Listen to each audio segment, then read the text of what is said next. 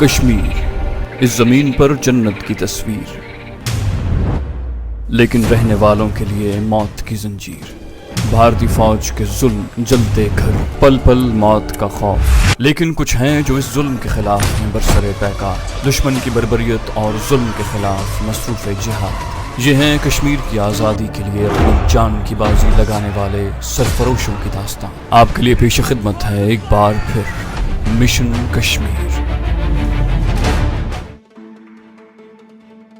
रात गुजरती जा रही थी, फिर मशरक की जानिब पहाड़ियों के ऊपर आसमान का किनारा सुरमई रंग का होने लगा। इस रंग ने आहिस्ता आहिस्ता गुलाबी रंग इख्तियार करना शुरू कर दिया। अली रजा उठकर दीवार के साथ लग गया। उसकी उकाबी नजरें सुबह की गुलाबी रोशनी में धीरे धीरे निखरते दरख्तों और पत्थरों का जायजा ले रही थी। फिर वो वहीं से मुड़ा और गहरी खड्ड के किनारे किनारे चलकर उस खो में आ गया जहां उसका साथी जवान रब नवाज गहरी नींद सो रहा था। वो इसलिए गहरी नींद सो रहा था कि उसका साथी जवान जाग रहा था। अली रजा ने आहिस्ता से उसका कंधा पकड़कर हिलाया। रब नवाज जल्दी से उठ बैठा। पाक फौज के जियाले जवान कभी गफलत की नींद नहीं सोते, वो सिर्फ अपने आसाब को फिर से मुकाबले के लिए तैयार करने के लिए नींद लेते हैं। अली रजा ने अपनी स्टेन गन कंधे से उतारकर खो में एक तरफ रखते हुए धीमे लहजे में कहा, सब ठीक है गिराई, गार्ड ड्यूटी पर जाओ, खतरा हो तो मुझे जगा देना, गाइड आए तब भी जगा देना। रब नवाज बोला, फिक्र नहीं। ये कहकर उसने स्टेन गन कंधे पर डाली, हाथ में खुला हुआ चाकू थामा और खो से बाहर निकल आया। अब सूरज की रोशनी सारी वादी और खड्डों में फैल चुकी थी। रब नवाज खड्ड के किनारे छोटे से कच्चे रास्ते पर कोहनियों और घुटनों के बल चलता हुआ पहाड़ी के दीवार के किनारे पर आकर सिमट कर बैठ गया। खुला हुआ चाकू उसने अपनी कमर में उड़स लिया था और हाथों में स्टेन गन थामी हुई थी। वो पत्थरों के पीछे इस तरह बैठ गया था कि उसका पूरा जिस्म छुपा हुआ था। सिर्फ स्टेन गन की नाली पत्थरों में से बाहर को निकली हुई थी। कहीं कहीं किसी दरख्त पर कोई परिंदा थोड़ी देर बोलकर चुप हो जाता। अकब में नीचे वादी की जानिब से किसी वक्त ट्रक या जीप की आवाज आ जाती। अभी तक कोई इंडियन सिपाही उधर गश्त करता नजर नहीं आया था। रब नवाज की आंखें दरख्तों की तरफ लगी हुई थी। सूरज मशरकी पहाड़ियों के काफी ऊपर आ गया था और चारों तरफ धूप फैल चुकी थी। वक्त गुजरता रहा, सूरज दरख्तों के ऊपर आ गया। इतने में रब नवाज ने एक कश्मीरी चरवाहे को देखा जो बकरियों को आगे आगे लगाए उन्हें हाँकता चला रहा था। पहले उसने कोई ख्याल न किया, लेकिन जब चरवाहा दरख्तों में जरा करीब आया तो उसने पहचान लिया, ये उनका गाइड गफ्फार था। उसके हाथ में एक लंबी छड़ी थी जिसकी मदद से वो बकरियों को चला रहा था। गाइड दर्रे के करीब आकर रुक गया और दोनों बकरियों की रस्सियां थाम कर बैठ गया। वो बड़ी होशियारी से इर्द गिर्द का जायजा ले रहा था कि उसे कोई देख तो नहीं रहा। फिर वो उठा और बकरियों को हाँकते हुए खड्ड के किनारे आया। उसने रब नवाज को गार्ड ड्यूटी देते देख लिया था। रब नवाज उठा और झुककर वापस मुड़ा और पहाड़ी की दीवार के साथ लगकर खो में घुस गया। उसने जाते ही अपने साथी अली रजा को जगा दिया। वो आ गया है गिराई। गाइड दोनों बकरियों को लेकर खो के अंदर आ गया। बकरियां छोटे कद की थीं। अली रजा ने पूछा, तुम्हें किसी ने देखा तो नहीं? गाइड बोला, ऐसी कोई बात नहीं, लो खाना खा लो, पानी नहीं ला सका, बकरियां लाया हूँ, इनका दूध पी लेना। वो जवार की बड़ी बड़ी रोटियां और आम का अचार लाया था। रब नवाज और अली रजा को बड़ी भूख लगी थी। वो रोटी खाने लगे मगर एक एक रोटी से ज्यादा न खा सके। उन्होंने जी भर कर बकरियों का दूध पिया। अली रजा ने दूसरा सवाल सूरत हाल के बारे में किया। गाइड बोला, मैं नीचे अपने आदमियों के गांव में था, वहीं से तुम्हारे लिए रोटियां पकवा कर लाया हूँ। अगर कोई खतरे की बात होती तो इधर न आता। अब जाता हूँ, रात को 12 बजे आऊंगा। फिर उसने उठते हुए पूछा, यहाँ कोई आया तो नहीं? रब नवाज ने नफी में सर हिलाया। गाइड बकरियों को लेकर खो से निकल गया। दोनों जांबाज बारी बारी छुप कर गार्ड ड्यूटी देते रहे। इसी तरह शाम हो गई। पहाड़ी इलाकों में रात का अंधेरा बड़ी तेजी से छाने लगता है, क्योंकि सूरज गुरूब होने से पहले ही पहाड़ों की ओट में छुप जाता है। दोनों जांबाज कमांडो रात के अंधेरे का ही इंतजार कर रहे थे। अली रजा ने रब नवाज को खो में बैठने को कहा और खुद खड्ड के किनारे पहाड़ की ओट में आकर बैठ गया। उसने सर आगे करके आसमान की तरफ देखा। उसे आसमान पर कोई सितारा नजर न आया। सर्द हवा चलने लगी थी। आसमान पर बादल छा रहे थे। अली रजा कंबल की बुक्कल मारे स्टेन गन की नाली बाहर निकाले बैठा रहा। आधी रात गुजर जाने के बाद उनका गाइड आया। वो आते ही बोला, शायद बारिश हो जाए, बादल बहुत गहरे हैं। अली रजा ने कहा, बारिश में हमें टारगेट तक पहुंचने में आसानी होगी। बारिश की आवाज हमारे कदमों की आवाज को छुपा लेगी। गार्ड ने दोनों जांबाजों को साथ लिया और खो से निकलकर दरख्तों के नीचे आ गए। यहाँ से नशेब में एक पगडंडी खड्ड में उतरती थी। खड्ड में पत्थरों और झाड़ियों के सिवा और कुछ नहीं था। अभी तक बारिश शुरू नहीं हुई थी। गार्ड अंधेरे में उनके आगे आगे चल रहा था। वो इस रास्ते से वाकिफ था। काफी आगे जाकर वो खड्ड से बाहर निकल आए, जहाँ दोनों तरफ पहाड़ी टीले रात के अंधेरे में भूतों की तरह खड़े हुए थे।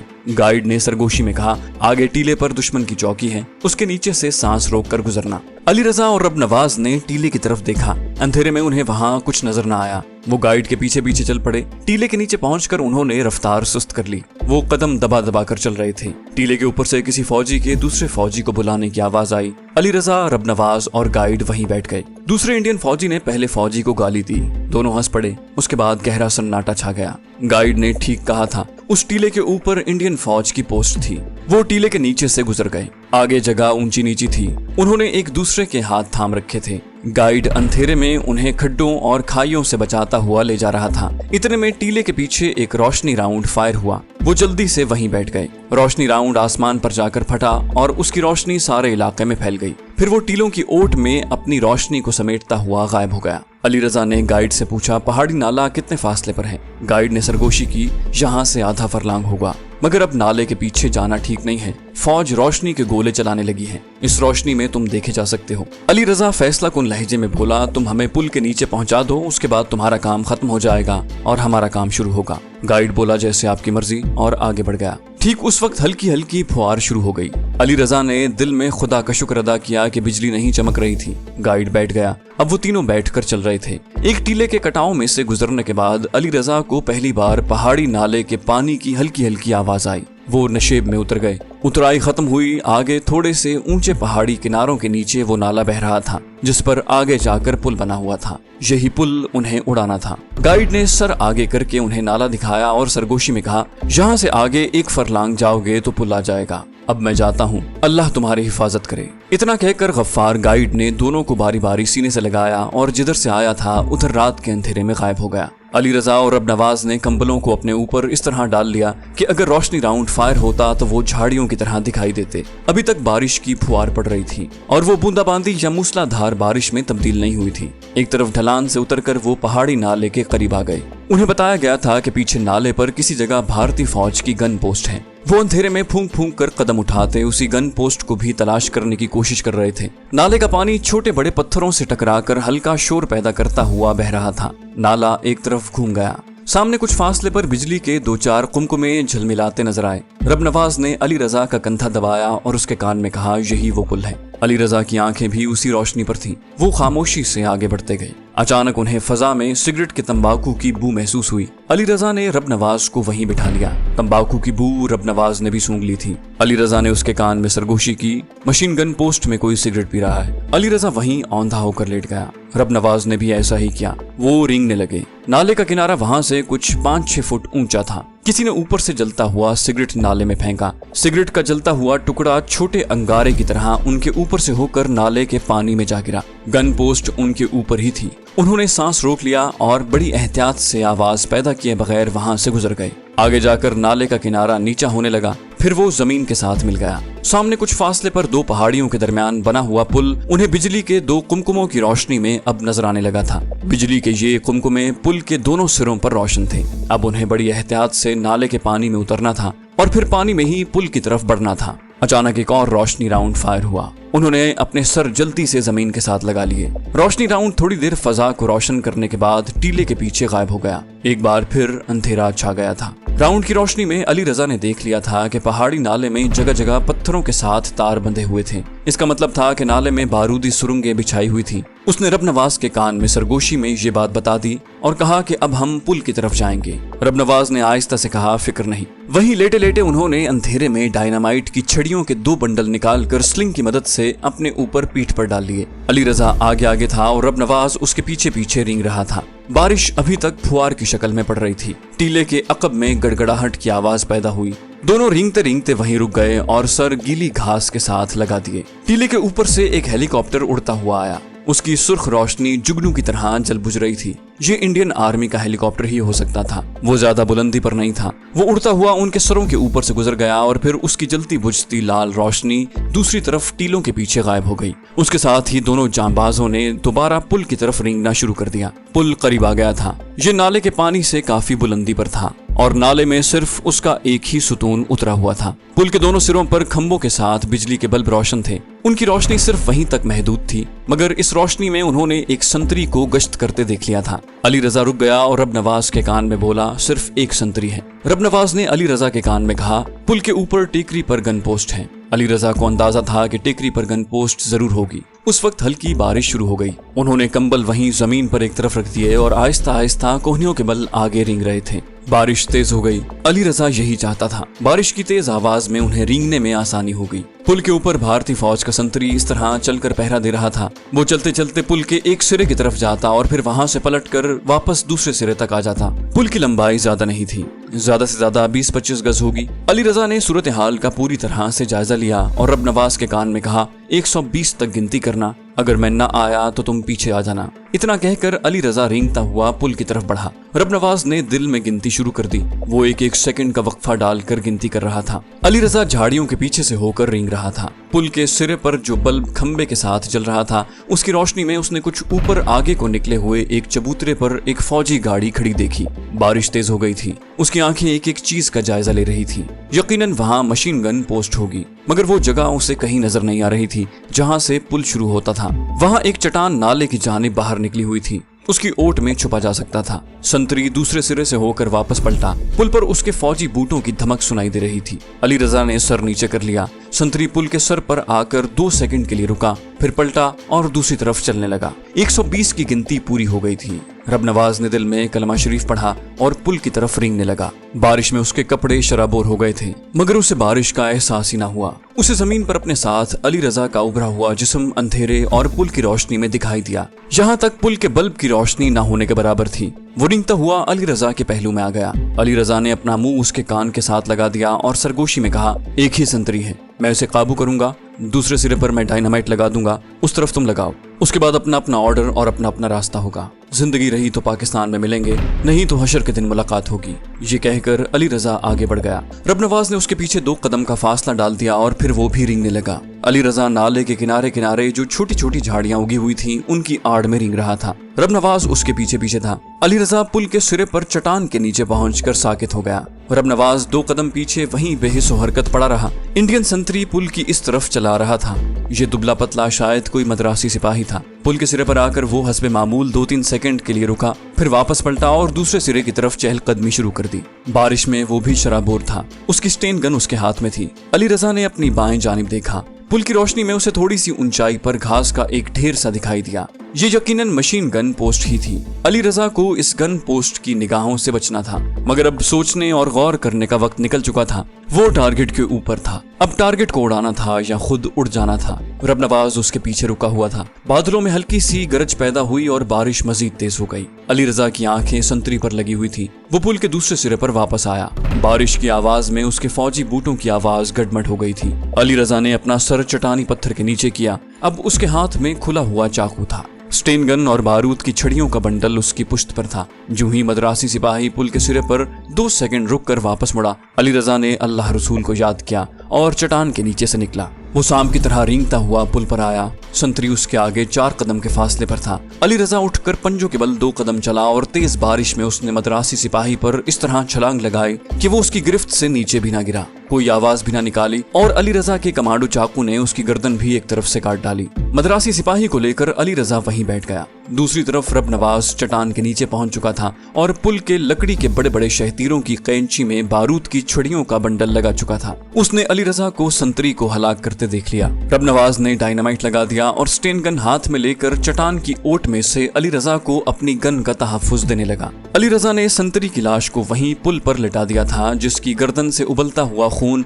तेज बारिश के पानी के साथ मिलकर नीचे पहाड़ी नाले के तेज रफ्तार पानी में गिर रहा था। अली रजा पुल के दूसरे सिरे तक रिंग रिंग कर गया था। वहां पहुंचते ही वो पुल के नीचे ढलान में हो गया। 1 सेकंड जाया किए बगैर किसी कंप्यूटराइज्ड मशीन की तरह उसने डायनामाइट शहतीरों की कैंची के नीचे लगा दिया। अभी वो पुल की ओट में ही था कि किसी ने ऊपर से जहां फौजी ट्रक खड़ा हुआ था, पुल पर ड्यूटी देते मद्रासी सिपाही को पुकारा। अली रजा ने स्टेन गन सीधी की। जब संतरी की तरफ से कोई जवाब न मिला तो वहीं उस चबूतरे पर एकदम से सर्च लाइट रोशन हो गई। सर्च लाइट की तेज रोशनी में पुल रोशन हो गया। उसके साथ ही ऊपर से मशीन गन का ब्रस्ट फायर हुआ। 2 संतरी पुल के पीछे कहीं से निकलकर पुल की तरफ दौड़े। ऊपर से कोई फौजी चिल्लाया। उसी वक्त रोशनी राउंड फायर हुआ। सारा इलाका इस तरह रोशन हो गया जैसे दिन निकल आया हो। पुल की तरफ दौड़ते हुए सिपाहियों में से एक ने अली रजा को देख लिया था। उसने फायर किया। अली रजा ने स्टेन गन से फायरिंग शुरू कर दी। 2 सिपाही वहीं गिर पड़े। तीसरे की गोली अली रजा के कांधे पर गर्दन के बिल्कुल करीब आकर लगी। उसने फायरिंग न रोकी, मगर उसका एक बाजू सुन्न होने लगा था।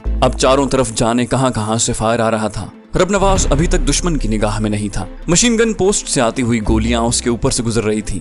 रबनवाज को अली रजा साफ नजर आ रहा था। उसने अभी तक कोई फायर नहीं किया। पुल के नीचे उसने बारूद लगा दिया था और अब वो पीछे खिसक रहा था। एक और रोशनी राउंड फायर हुआ, पुल रोशन हो गया। अब उस तरफ से भी कुछ भारतीय सिपाही फायरिंग करते पुल की तरफ दौड़े। रबनवाज ने उन्हें पुल की तरफ जाने दिया। बारिश इसी तरह मूसलाधार हो रही थी। जब सिपाही पुल पर पहुंचे तो रबनवाज ने पीछे से उन पर 3-4 ब्रस्ट मारे। सिपाही गिर पड़े। उनमें से 2 सिपाहियों ने पीछे घूमकर रबनवाज पर फायरिंग शुरू कर दी। रबनवाज पीछे खिसका। उसके ऊपर वाली मशीन गन पोस्ट अंधाधुंध गोलियां बरसा रही थी। वो जानता था कि अगर अली रजा जिंदा है तो उसे इस गन पोस्ट की फायरिंग में फरार होने का मौका नहीं मिल सकेगा। वो पीछे खिसकता खिसकता झाड़ियों में से होकर गन पोस्ट की चढ़ाई पर ऊपर की तरफ रेंगने लगा। उसे एक जगह से स्टेन गन की गोलियों के शरारे उड़ते हुए नजर आए। वो उस गन पोस्ट को खामोश करना चाहता था ताकि उसके साथ ही अली रजा को रूपोश होने का मौका मिल सके। रबनवाज रेंगता हुआ मशीन गन पोस्ट के सुराख के नीचे आ गया।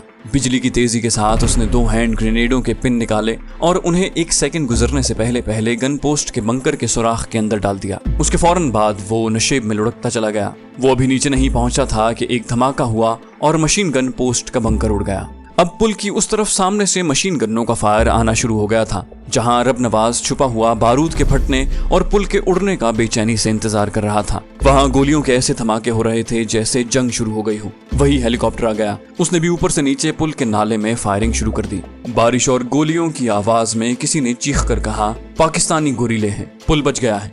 अली रजा पुल की दूसरी तरफ पत्थर की ओट में लेटा एक ही बाजू से स्टेन गन को सामने रखे फायरिंग कर रहा था। सामने से उस पर भी फायर आ रहा था। हेलीकॉप्टर ने ऊपर से सर्च लाइट की रोशनी फेंकी। पुल अभी तक सलामत था। हेलीकॉप्टर ऊपर से रॉकेट फायर नहीं कर रहा था कि पुल को नुकसान न पहुंचे। अली रजा जहां छुपा हुआ था, पुल के सुतूनों की वो कैंची बिल्कुल करीब थी जहां उसने बारूद लगाया और जहां थोड़ी देर बाद धमाका होने वाला था। अली रजा अगर चाहता तो अपने आप को नाले में गिराकर अपनी जान बचा सकता था, मगर उसे मालूम था कि अगर वो अपनी जगह से हटा और उसने फायरिंग बंद की तो भारतीय सिपाही दौड़कर पुल पर आ जाएंगे और सबसे पहले पुल के नीचे शहीदीरों को चेक करेंगे और उसके लगाए हुए डायनामाइट की छड़ियों के बंडल को उतार कर नाले में फेंक देंगे। दूसरी तरफ रबनवाज भी उसी लगाए हुए डायनामाइट की वजह से वहां से पीछे नहीं हट रहा था। वो पुल से थोड़ा सा पीछे पत्थरों के पीछे छुपा लाइट मशीन गन से मुसलसल फायरिंग कर रहा था और सिपाहियों को पुल के इस सिरे की तरफ आने से रोके हुए था। ऊपर से हेलीकॉप्टर ने उसे देख लिया और उस पर एक रॉकेट फेंका। रॉकेट रबनवाज से चंद कदम के फासले पर फटा।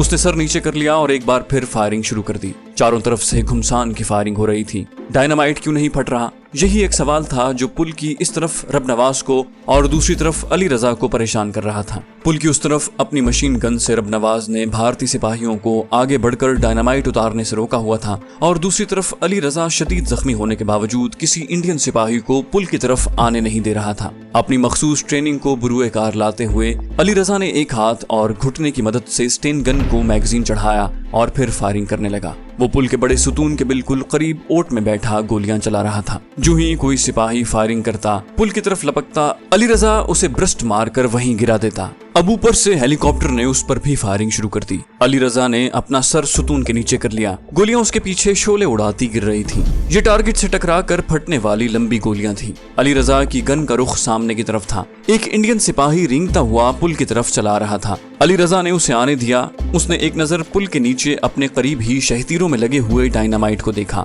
वो अभी तक नहीं फटा था। या अल्लाह, कहीं फ्यूज तो नहीं उखड़ गया। पुल की दूसरी तरफ भी अभी धमाका नहीं हुआ था। इंडियन संतरी रेंगता हुआ करीब आ गया था। जो ही वो उठकर पुल की तरफ दौड़ा, अली रजा ने उसे अपने ब्रस्ट पर ले लिया। वो चकरा कर नीचे गिरा और फिर न उठ सका। अली रजा का वो कंधा जिसके अंदर गोली लगी थी बिल्कुल सुन्न हो गया था। वो अपने बाजुओं को बड़ी मुश्किल से हिला सकता था। बारिश में उसका खून बह रहा था। उसके कांधे और गर्दन में टीसें उठ रही थीं, मगर उस जाले मुजाहिद की आंखें दुश्मन पर लगी हुई थीं। उसने अपने दिल में जैसे चिल्लाकर कहा, ऐ खुदा, बारूद क्यों नहीं फटता। उसके साथ ही एक कयामत खेज धमाका हुआ। एक धमाका पुल की इस तरफ हुआ और एक धमाका जैसे अली रजा के सीने में हुआ। एक तरफ से पुल उड़ गया, दूसरी तरफ अली रजा का मादी जिस्म फजा में बिखर कर नूर में तब्दील हो गया। रबनवाज ने दूसरी तरफ से पुल को उड़ते हुए देखा तो उसका चेहरा खुशी से चमकने लगा। उसके साथ पुल की इस तरफ भी एक खौफनाक धमाका हुआ और बाकी का पुल भी उड़ गया। वहां आग और बारूद का धुआं ही धुआं था। रबनवाज ने मशीन गन वहीं फेंकी और ऊंचे किनारे पर से नाले में छलांग लगा दी।